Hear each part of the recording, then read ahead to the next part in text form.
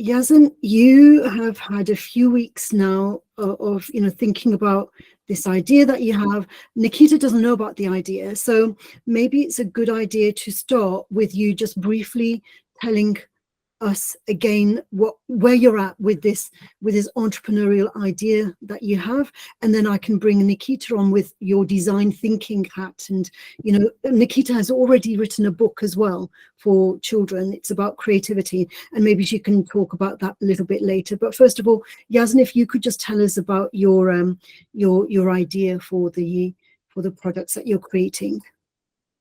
Yes. Okay. Thank you, Mr. Jesvir. Okay. First of all, I want to welcome Miss Nikita. Right? Yes, that's it. Thank Okay. you. Okay. So first of all, I want to introduce the idea that I've been working on like the past 3 weeks maybe. Actually, the idea it's not new to me because I've been thinking of it like since I was in Gaza, like maybe 1 year or 2 years. But like when I came here to Egypt after I have evacuated Gaza, like maybe 4 months ago, like I had the idea and I had to develop this idea. But like I've been working on it seriously, like from 3 weeks or 4 weeks. Okay. Okay, so basically, the idea is going to be a brand here in Egypt, located in Egypt, but that I'm working on to be like it's not a normal brand. Okay, so it will be like we can say we are selling a concept or an idea. So basically, the brand will sell like a box and some boxes, like every box, like will be in a specific theme. Okay, but all these themes we will connect to Palestine and Gaza by stories. So we were talking about the first theme. The first theme we were talking about like last session with Ms. Jesvir. It was the phoenix raising. Okay, so the phoenix is so connecting or so connected to Gaza like since ages, because the phoenix is like an old story of our ancestors, that it is a bird that like can be live from the rubble or from the fire, so he can like how we can say it, like raise himself from death. Okay, so that's the idea of Gaza, like along the wars or along the ages. So Gaza always like maybe has become destroyed, and then it raised itself again and again. So this collection or this box will be in that theme of Phoenix.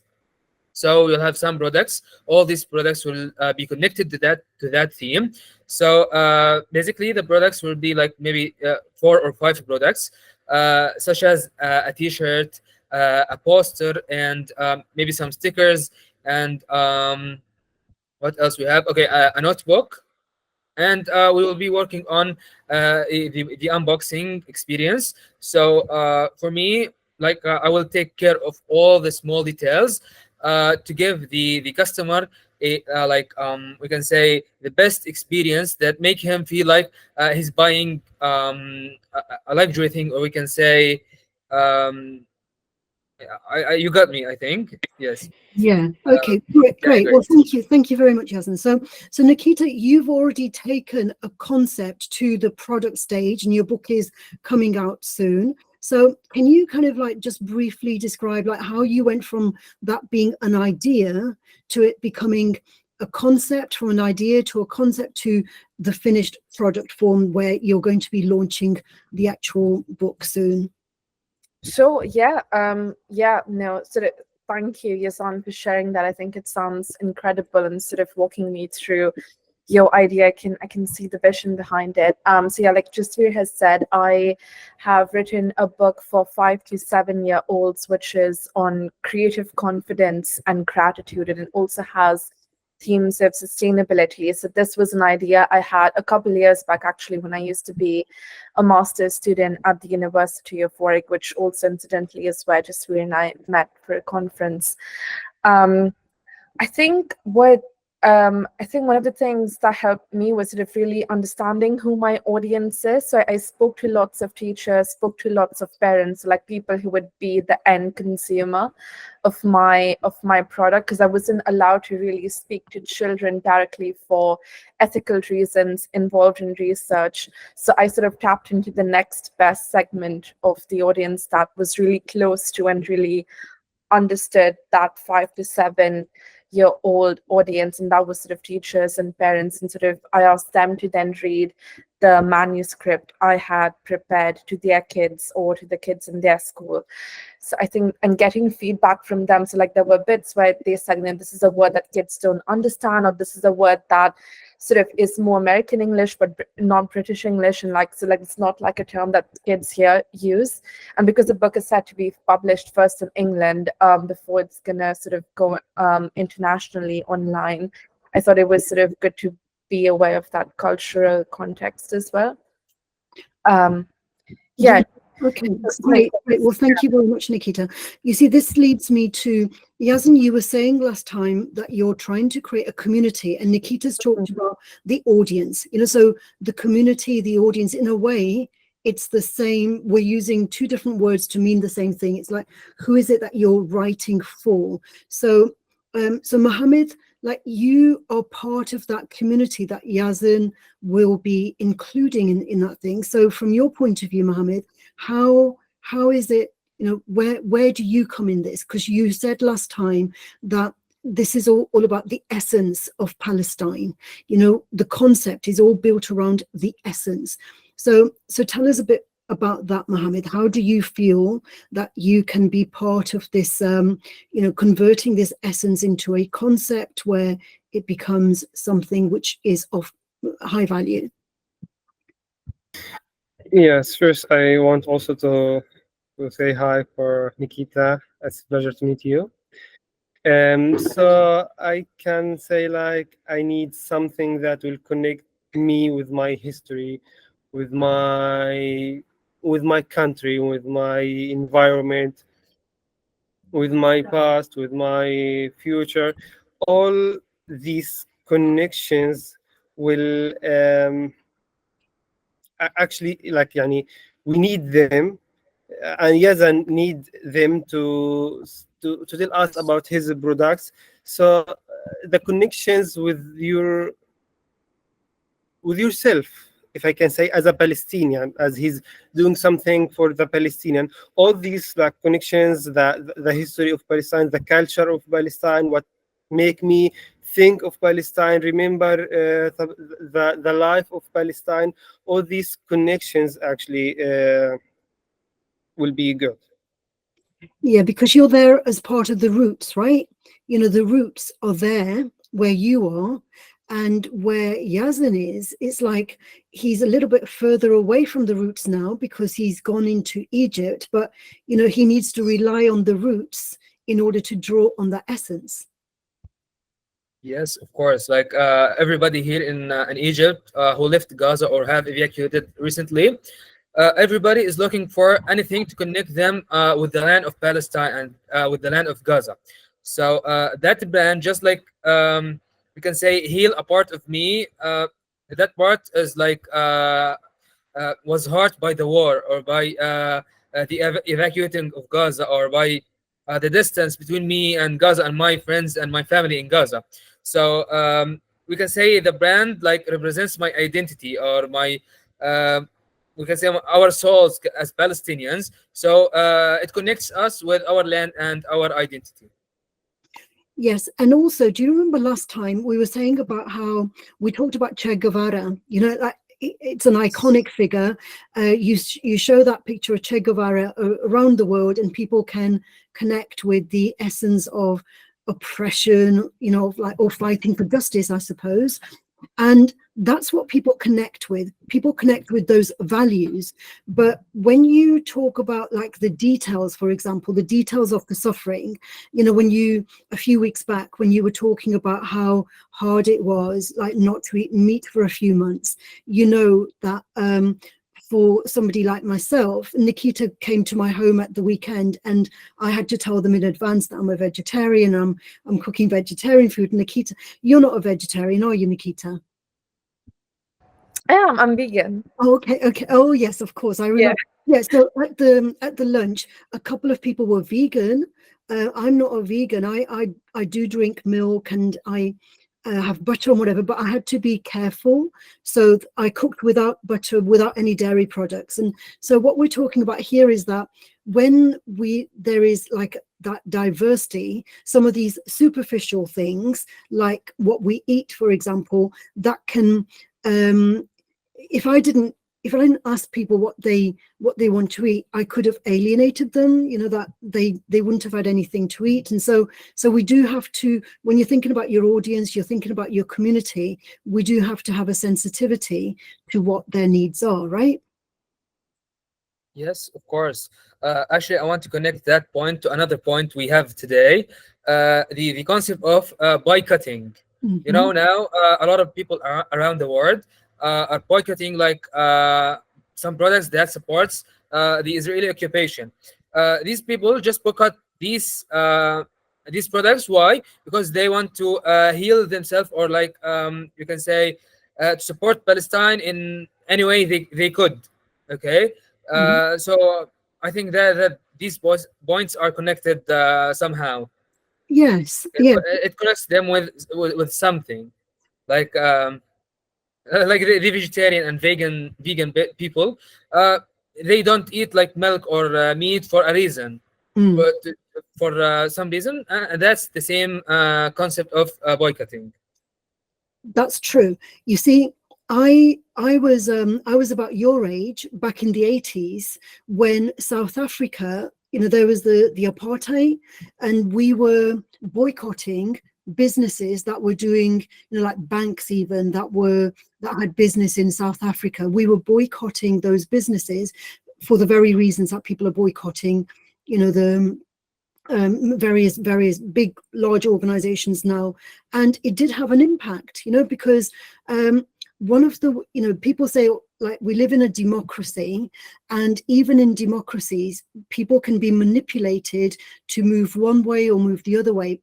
In my view, one of the most powerful choices we have is where we spend our money, right? Yes. Where we spend our money, are we going to spend our money in this place or in that place? And that kind of economic kind of power that each individual has, that has a great influence, even like even more than voting for the politician, voting with our feet in terms of who we buy from and who we don't buy from. And that leads back to your audience, your community. You're writing for a particular community who you want to create that loyalty and create that trust with. So tell us about that. Nikita, let me go to you then. Nikita, you're with your book, who have you created as a loyal community that will be interested in your product, Nikita, and how did you do that? That's a really good question. I think I sort of again started tapping into those networks I found at university, because again, the thing with university is we have partnerships with schools that are underfunded or don't necessarily have the resources so my book is about creative confidence, and there's schools that don't have as much included in their curriculum on creativity or creative confidence. There's teachers that are looking for that sort of stuff, but they don't have the time or the energy or the capacity or the support necessarily to offer that to their kids. So I think I sort of tapped into those schools that my university has a partnership with, and those schools that are underfunded and don't have those resources, to then speak to the teachers then say, how would this book sort of integrate into your curriculum and what you're doing with pupils in your classroom and anything you're teaching them about creativity. And I then sort of build the narrative a bit around that to represent the kind of kids in their classroom, but also sort of supporting resources for teachers. So almost like a toolkit, like, this is how you would read the book in the classroom, these activities that can support their learning, and things like that, depending on based on the feedback I got from those teachers. So I think that would be my sort of loyal base, or at least like the first people I'd reach out to once the book's published. So yeah, you have to make a choice about whether you're going to be building relationships with individuals or building networks, with the organizations, and you need people in the organization. So Yazan, how about you then? In terms of your community, are you connecting with organizations as well as individuals? Actually, I don't have a specific plan to connect with organizations, but actually that's a great idea to develop the brand. But actually, for me, I will connect with people like will help me technically and for the marketing. So for the marketing, I will connect to people that have communities. So I have like some influencers I know. They will help me through that idea. So they will have like a lot of people or a community, so that community will belong to that brand or to that concept. So I'm working on that point, and of course we can connect that to any organization that connects to or goes with that idea. If that would be okay, of course I will support that for my brand. Yeah, because it's about leverage, isn't it? It's about leverage. And so because in the very first conversation I had with you, you were talking about these connections that you have that have a great deal of like social influence following. And so they are points of leverage. You build, you get buy-in from them, and it means that, you've got access to, a whole set of other people that are connected with them as well. So Nikita, again, like you're talking about creativity in a conversation that I had with Mohammed, like I think it was the last time, it was about optimism, and like when you came at the weekend, I was talking about home at different levels, at the body level, at the heart level, at the mind level, and at the spirit level. And I was saying that at the spirit level is the home for our optimism, our benevolence. And when we're in the midst of crisis, like the crisis in Gaza, it's very difficult to retain that optimism. So with your work, like I know it's for children, but it's about creativity, it's about resilience, isn't it? How do you stimulate that kind of resilience and that optimism in the face of, when everything around you makes you doubt that? What do you do? I think that's a really good question. And I think that was one of the reasons for why I sort of decided to have this whole project be structured around children and their psyche, because what I realized very quickly is that the way children operate is in a very sort of playful sense, and in a very like go with the flow sense where they embrace who they are, the good, bad, and the ugly, and they just flow with it. And in a sense, when I was writing the book, it was in some senses healing parts of me, because when I felt that sense of like the lack of optimism, I went through the book and I realized like, there's bits where you just learn to let go, you learn to trust the process, and wherever it is that you sort of derive that sense of faith and strength from, and you leave everything to that source.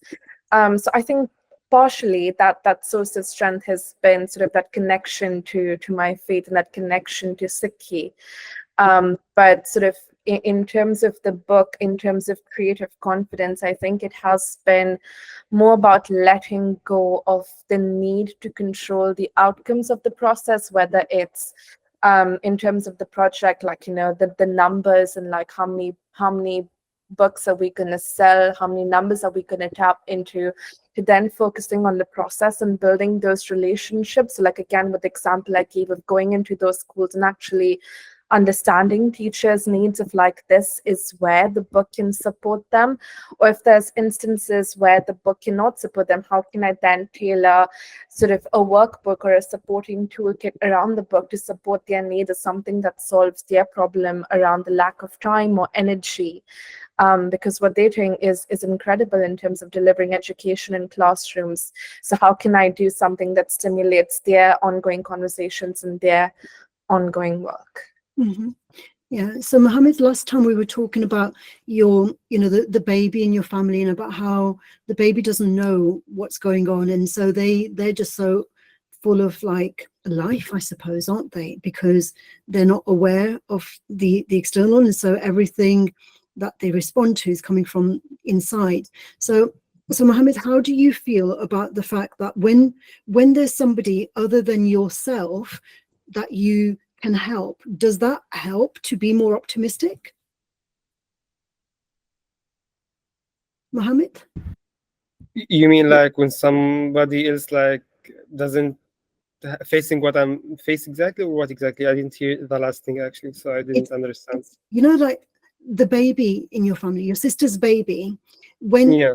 the baby can't do anything for itself, but when you feel like, well, the baby needs my help, does that make you feel more optimistic when you have to help someone else? That's my question, because sometimes we don't have the optimism for ourselves. We feel like we can generate it because we want to encourage somebody else, the child or the older person. Or Yes, of course. Like it will affect on me, like playing with the kid, with the baby, make him smile and laugh. This will directly be on my face when I see him smiling. Of course, I will kind of smile with him, and then I will be more happy with him. This is actually not with the baby, like with anyone. If I just help anyone, and then I can see the effect, or after I helped him, of course I will be more happy and more strong in like helping other people. This will directly affect on me, just watching the result of helping make the other people smile, laugh, kids, baby, or even adult.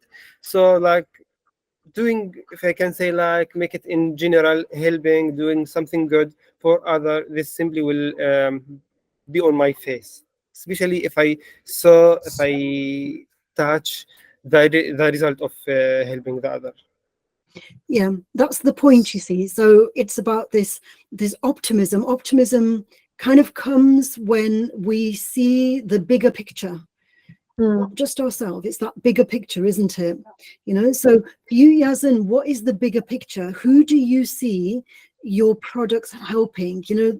Like, how do you see the value of your products helping like the greatest number of people, Yazan? Okay, as I said, we will build a community. So that community will be like helping the people of Gaza, helping the Gazans in Egypt. So it will support any hobby or any talent from Gaza. So that's like, it will be like a thing specialized for Gaza. So I'm working on that thing to make it to heal the people of Gaza, or to let people in the other world to support Gaza, like throughout anything they can do. Okay, so inshallah, all these things will be supporting the people of Gaza inside or outside Gaza Strip. Mm-hmm. Yeah, and like Nikita was saying, like, so the focus is on helping rather than on how many books you're going to sell. It's like, if the focus is on that kind of the numbers, and that doesn't kind of create Yeah, doesn't matter. Yes. Yeah. Okay.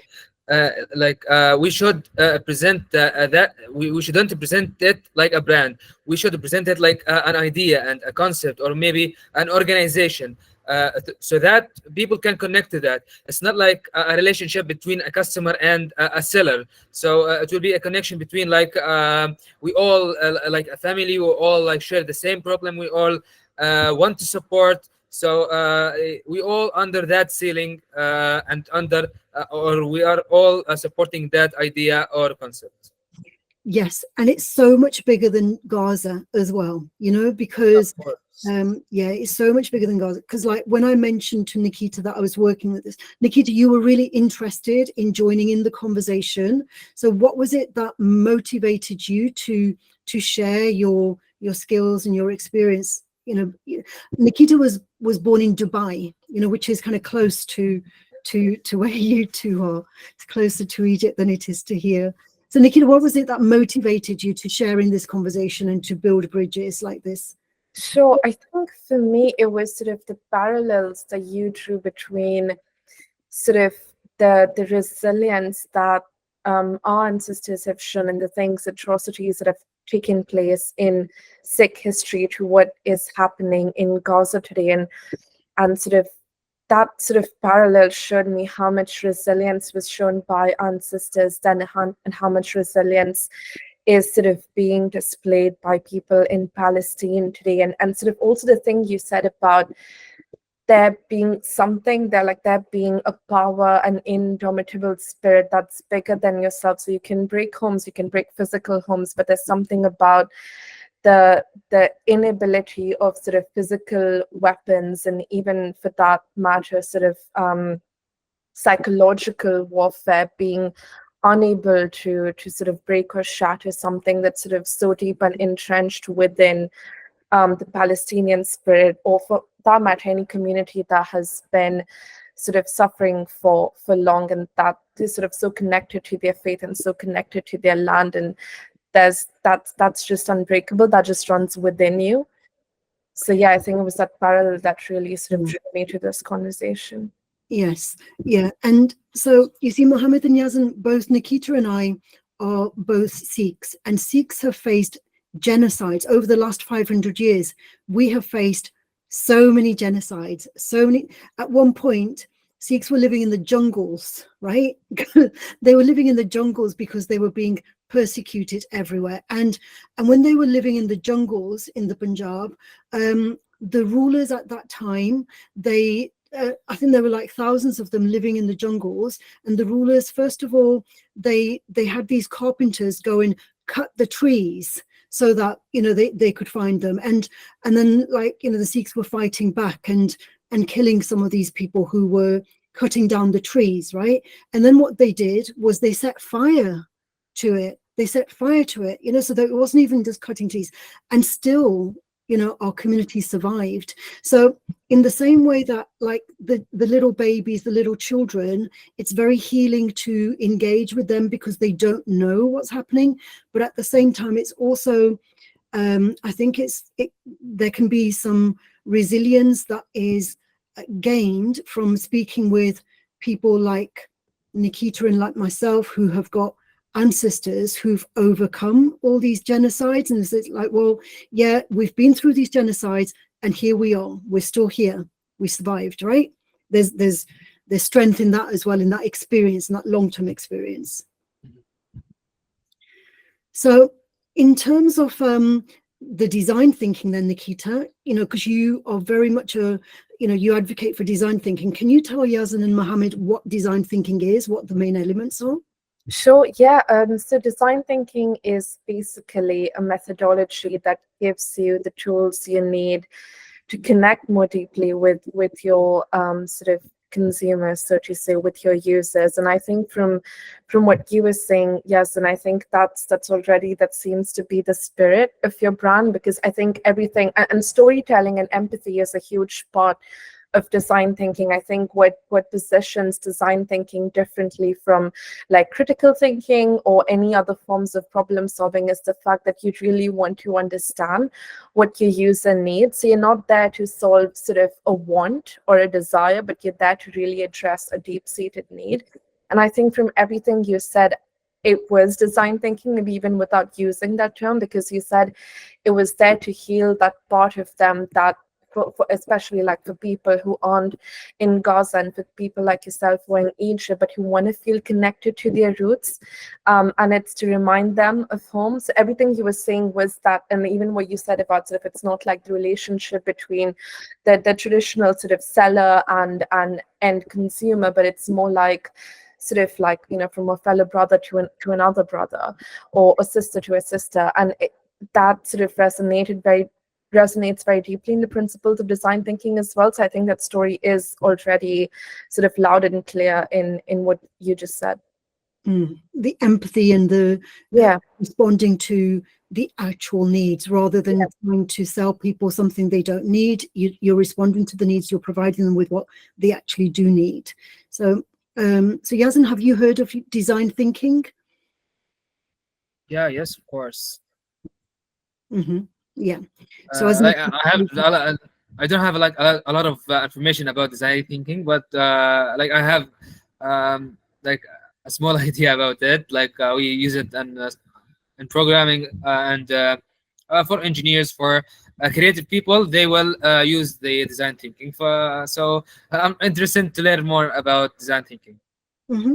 Yeah, but as Nikita says, what you're saying, design thinking is just like a label, but what you're doing, responding like with empathy to what is actually needed, that it fits into that concept, doesn't it? Okay, so Yazan, do you have any questions for Nikita then? She's published a book, so she's kind of along this road that you're following. What questions do you have for her? Actually, like I don't have technical questions right now, but maybe, of course, I will have soon, or when I just like connect my ideas together to see where are the problems. Of course, inshallah, we can connect to Miss Nikita and ask her all the questions. But right now, I don't have the questions, so I will write them down on like my notebook, and then we can discuss them together if that's okay with you. Yeah, and you, Mohammed, do you have any questions for Nikita?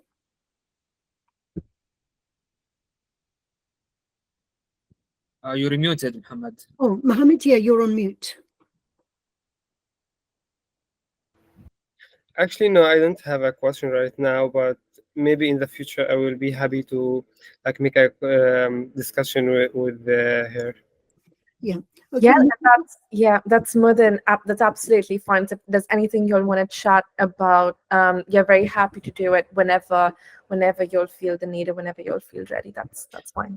And how about you, Nikita? Like, because you're very much interested, and you want to be part of this bridge building and being part of this community, this international community that's being created. So from where you are, Nikita's in London at the moment. So from where you are, from being a Londoner, how do you see that, that Yazan and Mohammed can create this kind of strong brand for what they're, what they want to design, so from your point of view, sure.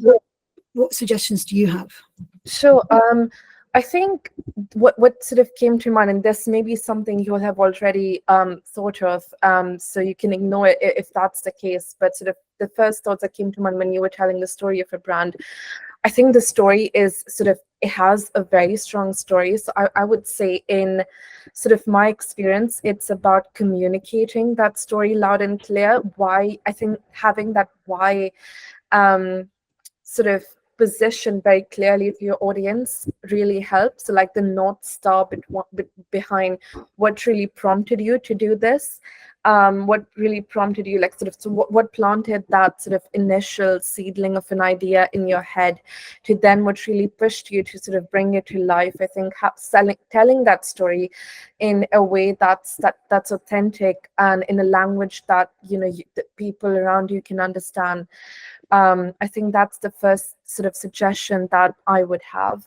And I think the other thing that came to mind, it might be sort of a bit of a technical question, and sort of forgive me if that's sort of my lack of understanding or awareness, but you mentioned that the sort of brand of the box would have a couple of different products. I was just wondering, in terms of like, how do you like the different products complement each other?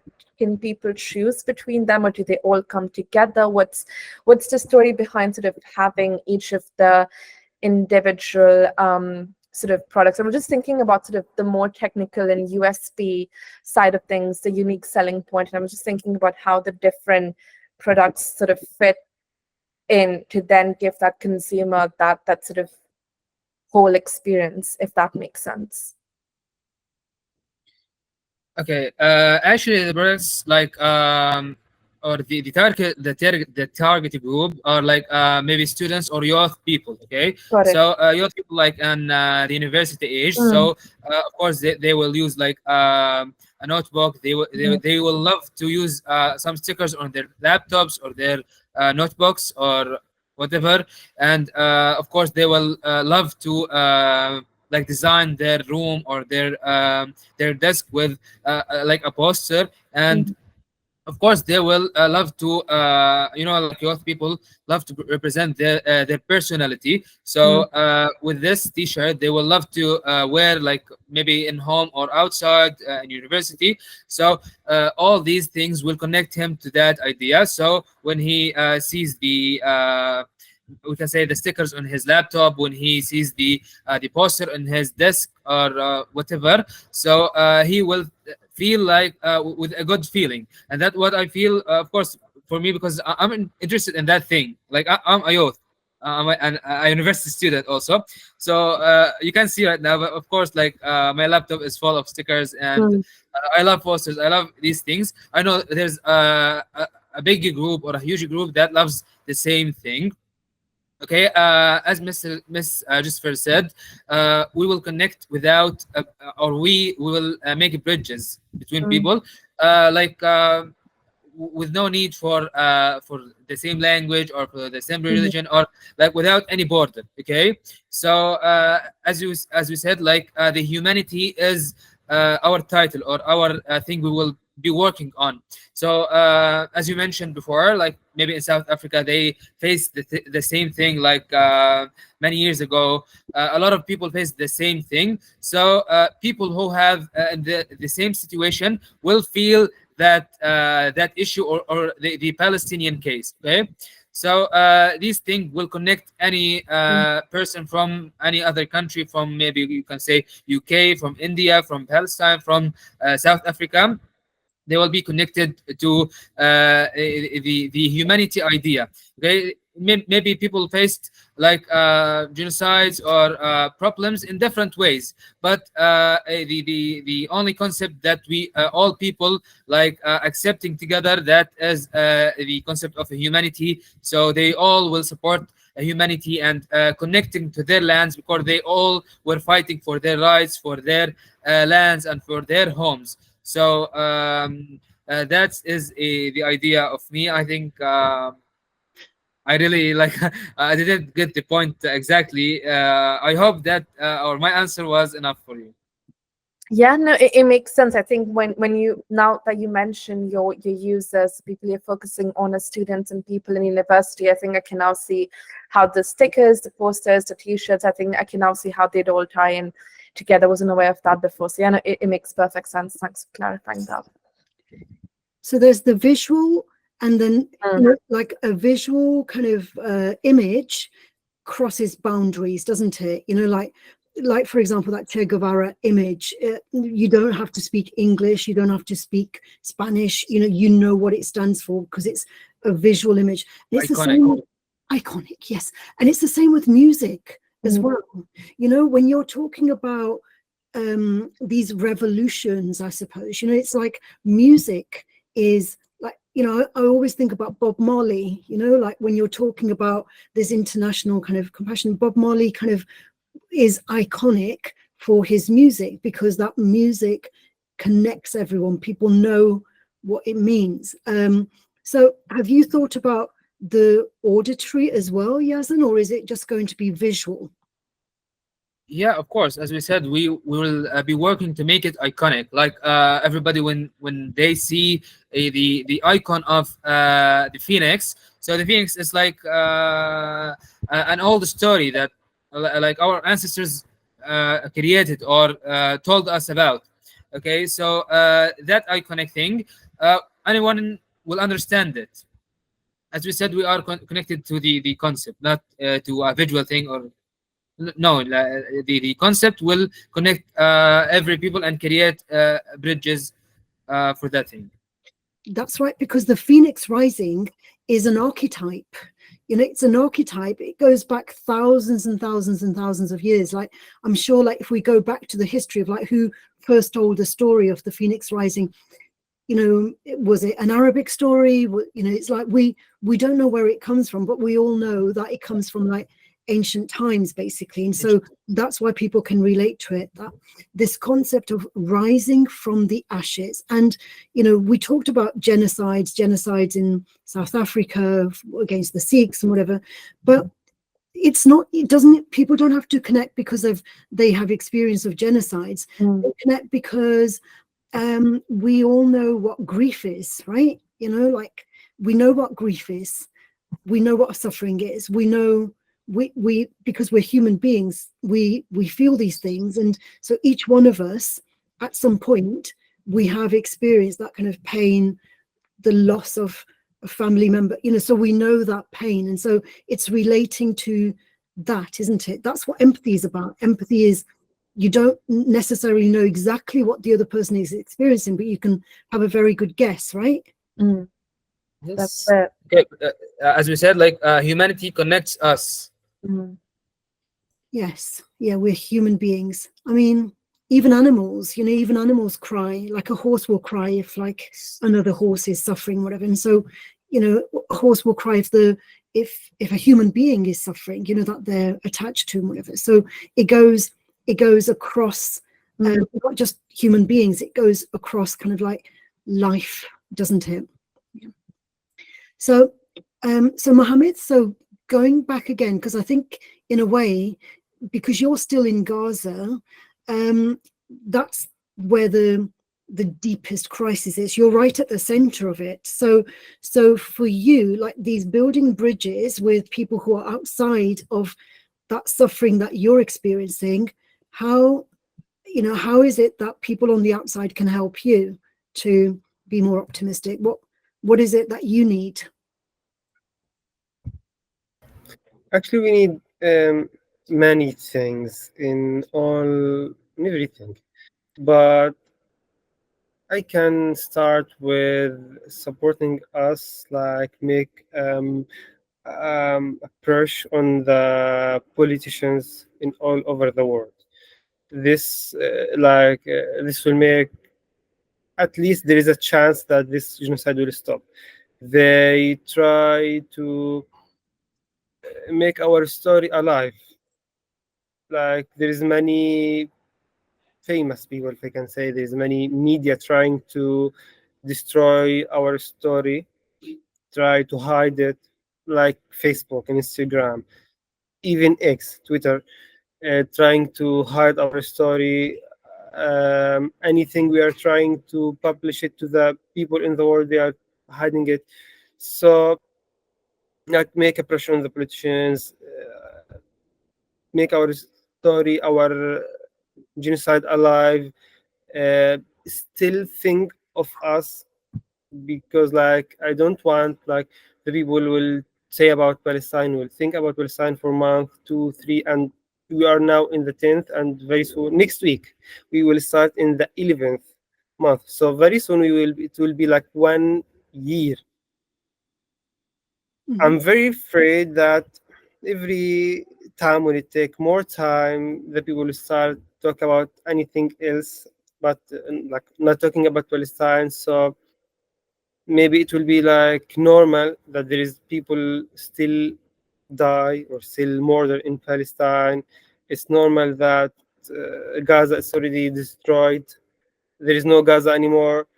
This is actually what I'm thinking about now. There is also many things like trying to give Gaza what it needs right now. Gaza need medical supplies, for example. Need if I can say like needing I don't know what's called in English, but like things like for cleaning, shampoos, like soap. This is so much rare right now, and there is so much disease in the environment right now. It's so much scary, the environment. So, for example, we need a solution to have this. If you cannot stop the genocide, at least give us what we can use to stay strong, like these things. Then there is also many things to ask for right now. Yes, and it's again about connecting with the organizations that have, that have the opportunities to deliver those things.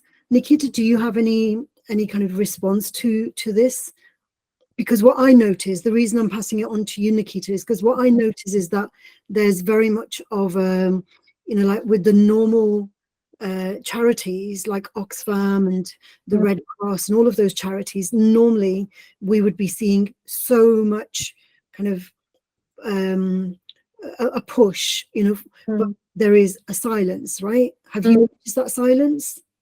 I have, and I think what you said, I think that's it was, it just really resonated with me as well, in terms of like the human, like we sort of mentally condition ourselves to like, now this is normal and like this is just how things are, so let's forget it and move on to like the next big problem. And I think that is like sort of a deep problem within our society. And I think again, like, with your brand, you're sort of doing this thing of constantly reminding people that it's not okay to forget. And it sort of reminds me of the sort of the 1984 Sikh genocide. The hashtag they had for that was Never Forget 1984. So just because it's been a year and just because you've been listening about this every day doesn't make it okay, doesn't make it okay to normalize it and just think, well, like, yeah, now it's a part of life. Like, it's still very much not okay at all. And I think that's what your brand is doing. It's carrying that story of remembrance and hope, and reminding people to sort of take those little steps and little actions in whatever capacity they can, whether it's boycotting, whether it's sort of contacting politicians, putting pressure on businesses and companies to do something about this. Yeah, and it's about that kind of stimulating those charitable organizations who, for whatever reason, they will be pushing for emergency funds for one country as opposed to another country. It's about how to navigate that and to demonstrate fairness in that as well. For sure. Yeah, and in Egypt, Yazan, do you feel that like there is more kind of fairness and as much attention as you would hope given to supporting the neighboring country, because we're a bit further away from where you are? Yes, of course. Actually, Egypt is the nearest country to Gaza, so before the crossing was closed, everything can cross the borders to Gaza through Egypt. So we can say the trucks of helping materials, food, and anything that people need, like medical supplies, all these things delivered to Gaza through Egypt and through the Rafah crossing. So of course, even Egypt was sending helping through the airplanes, but of course because they are neighboring countries. Yes, yeah, and but I think the issue there is about the trucks not being allowed to go in. It's not as though people are not sending the supplies, but the issue is about the trucks being blocked, isn't it? Yes, of course. Actually, because now the crossing is stolen by the Israeli occupation. So Rafah crossing is the connection between Egypt and Gaza. So now the Israeli occupation is hold the thing of that crossing board. Okay, but of course Egypt now, as a community or as a country, there's a lot of organizations that supports Palestine. Not even in sending help. A lot of organizations, maybe we can say even youth people, youth groups, they all aims to support Palestinians, even inside Egypt. It's not necessary to be inside Gaza, because they know a lot of people have evacuated Gaza, and these people are in need for them help. So and as you know, there's a lot of injured people who have evacuated Gaza to Egypt. Of course, a lot of these people are maybe they don't have a lot of money, or they don't have ability to buy anything or to rent an apartment. So of course, Egyptian people or Egyptian organizations and youth groups, of course, will help these peoples with to provide them with maybe like an apartment or with food, with any help they need. And of course these organizations can collect money and fund and send it to people inside Gaza as like money, not help. Yeah. So of course all the support is here in Egypt, because like the people of Egypt are so connected to the people of Gaza, and they will support them in every way they could. Yeah.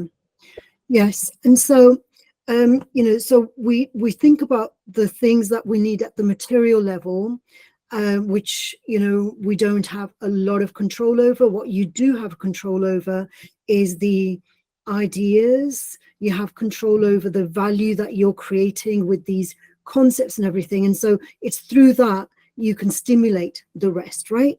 Because again, like we talk about creativity being creating value out of nothing, and so in a situation where there is nothing, there is still the ideas, there's still the relationships, and there's value in those things, and with the value created by that, then you stimulate, like Nikita was saying, through the storytelling. You tell the stories, and when people hear the stories and they can relate to the stories, then naturally they want to help. Yes, of course. So Nikita, would you agree with that? Because I find that when there is love kind of naturally responds by wanting to give, wanting to be generous. Don't you think so? Absolutely. And I don't know where I read this, but I think it was some article where someone had said stories can save lives. Sometimes sort of our conception of like resources, as important as material and physical resources are, is sort of having that abundance mindset to then see what is it that we do have. And I think again, sort of this reminds me of like going back to like sort of Sikhi teachings and sort of to what sort of our faith teaches us about, like we have everything that we need, and that our provider would never sort of leave us absolutely empty-handed and helpless. So it's about looking for that sort of positivity and looking for what it is that we have, and relying on that sort of that love, that empathy, those relationships, those little sort of smiling baby faces, and that wanting to help other people and bring other people up as a means to bring ourselves up. And carry those stories so we see light at the end of the tunnel. Yeah, absolutely agree with what you just said and everything that you're doing as well to bring that light. Yeah, and I like the concept of that stories can save lives. Stories can save lives, and when we can speak, aren't we lucky that we can speak? Because not everyone can speak. Aren't we lucky that we can hear? Because not everyone can hear. Aren't we lucky that we can read? Because not everyone can read. So there's, even though it might seem as though materially we don't have anything, if we can see, if we can speak, if we can hear, all of those things are priceless, right? Somebody would pay like whatever they have to just be able to see, or to be able to speak, or to be able to hear. But all the money in the world can't change that for them. But we just have that, and we take it for granted. Absolutely. Okay, so how about if we meet again next week? Nikita, if you're free, it'd be great to have you. It's been good having Nikita's perspective, Mohammed, hasn't it? Of course. Okay, and we can, this is the community, like every time we meet, if there's someone else with their different perspective, we're widening that loyalty and that trust and that community, aren't we? Building bridges. Yeah, of course, that's okay. We're open to that. Yeah, because you're in Egypt and Mohammed's in Gaza, Nikita's in London, I'm in Birmingham. We're in 4 different places, and and this is creating bridges. We're building bridges. Yeah, wonderful. So see you same time next week. Yeah, of course. Inshallah, yes. Okay. All right. Wonderful. 7:30. Yeah. Okay. Well, thank you, everyone. Thank you.